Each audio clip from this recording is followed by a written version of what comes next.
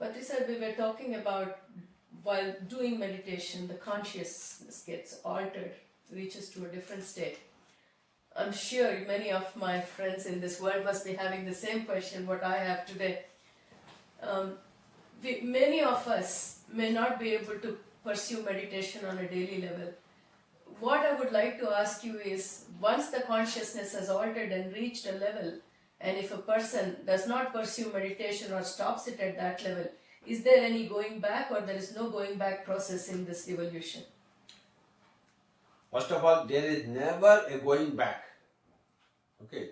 Always you are progressing or halting at the most, but you are not regressing. Okay. Either before you become enlightened or after you become enlightened. Okay. This comes to I have to tell something about this particular point. Basically, there are 6 spiritual laws. Okay. What is the first law of spiritual science? It says that you are not matter, you are consciousness. You are not atoms and molecules. Okay. You are not matter at all. You are pure energy, pure consciousness. The second law in the spiritual science says, then you reincarnate. You incarnate and reincarnate. First of all, you incarnate in the first lifetime. Okay. Then it is called a reincarnation. So it is the law of incarnation and reincarnation. Okay. So from the consciousness state to matter state, you become more or less matter. The consciousness gets involved into the matter. This is involution state. Then from the first involution, you start again your evolution. So there is reincarnation. Involving is incarnation. Evolution is reincarnation. Understand? So then the third law is law of karma. Whatever action you do when you are bound to the matter, then you have to pay for it in the terms of matter. Law of karma. Whatever you do deeds, when you are bound with the matter, the consequences again you have to reap in the matter. As you sow, so you reap. You sow something in the matter, you have to reap something in the matter. So this is a law of karma. First law is the law of consciousness. The second law is the law of incarnation and reincarnation. The third law is the law of karma. The fourth law is what you said now. The fourth law is called as the law of constant progression. Everybody, every entity, whether they are incarnated or not. Okay. Many souls, consciousnesses, may not choose to incarnate for their own reasons. Still they are progressing there. When you choose to come here and to involve yourself in matter, again you will progress. Even if you do mistakes or sins or whatever, because everything is experience. You come to incarnation, you come to matter only to experience this. So every experience adds to your experience bank and you are progressing.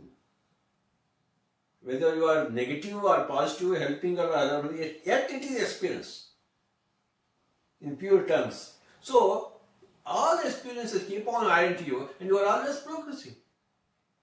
So there is no soul or entity which regresses. It may appear as regressing, but it is not regression. Because appearances are always deceptive. Okay. So the first law is the law of consciousness. The second law is the law of incarnation and reincarnation. The third law is the law of karma. The fourth law is the law of constant progression. Well, somebody is progressing, say, at pacing at 2 kilometers per hour. Somebody is 20 kilometers per hour. Somebody is 2 inches per hour. But still they are progressing. Or somebody is 2 millimeters per hour. Okay. Or some may appear stagnant also. But they are not stagnant. It appears. But still some small progress because they are gathering experiences. Every kind of experience is adding to your soul bank. The soul is expanding. Okay. Now the fifth law is the law of hastening your own evolution. You are progressing. You are following. You are walking or sprinting at 2 kilometers per hour. But you want to, if you want, you can increase the pace 4 kilometers per hour through the practice of meditation. So that is called as yoga siddhanta, or it is called as the principle of hastening the evolution, the law of hastening. That's where meditation chips.